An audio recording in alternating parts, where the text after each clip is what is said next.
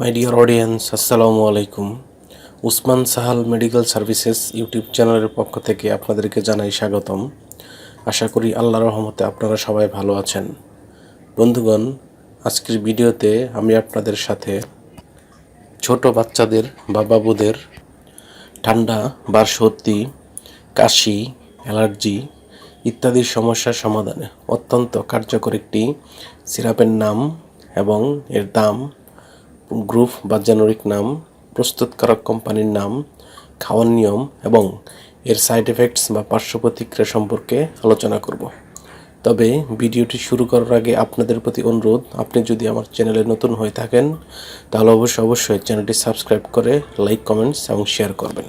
বন্ধুগণ, আমরা বিভিন্ন সময়ে দেখতে পাই ছোট বাচ্চাদের বা ছোট বাবুদের ঠান্ডা বা সর্দি লাগে, কাশির সমস্যা হয়, অ্যালার্জি হয় ইত্যাদি সমস্যা হয়ে থাকে।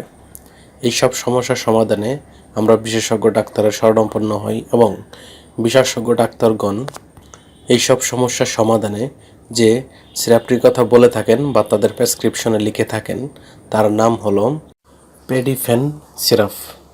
এটির গ্রুপ বা জেনেরিক নাম হলো ডিফেনহাইড্রামিন হাইড্রোক্লোরাইড। এটির উৎপাদনকারী প্রতিষ্ঠানের নাম হচ্ছে সোমাটেক ফার্মাসিউটিক্যালস লিমিটেড।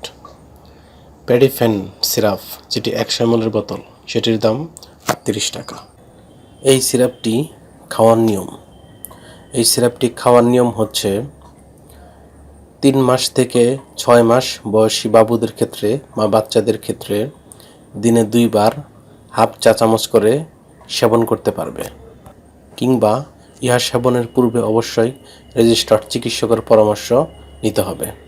অন্যদিকে প্রাপ্তবয়স্করা যদি এটি খেতে চান তাহলে 2 চামচ করে দিনে 3 বার সেবন করতে হবে এবং তারপরেও সেবনের পূর্বে অবশ্যই রেজিস্টার্ড চিকিৎসকের পরামর্শ নেবেন।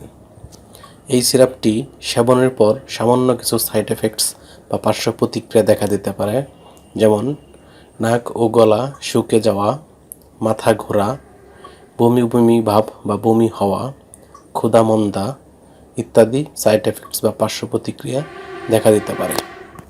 তাই যে কোনো ঔষধ সেবনের পূর্বে অবশ্যই চিকিৎসকের পরামর্শ নেওয়া বাধ্যতামূলক। এই ওষুধটি বা সিরাপটি আলো ও তাপ থেকে দূরে ঠান্ডা এবং শুষ্ক স্থানে রাখতে হবে এবং শিশুদের হাতের নাগালের বাইরে রাখতে হবে এবং যে কোনো ঔষধ ক্রয়ের পূর্বে অবশ্যই ঔষধের উৎপাদন তারিখ এবং মেয়াদ উত্তীর্ণের তারিখ দেখে নিতে হবে। ধন্যবাদ।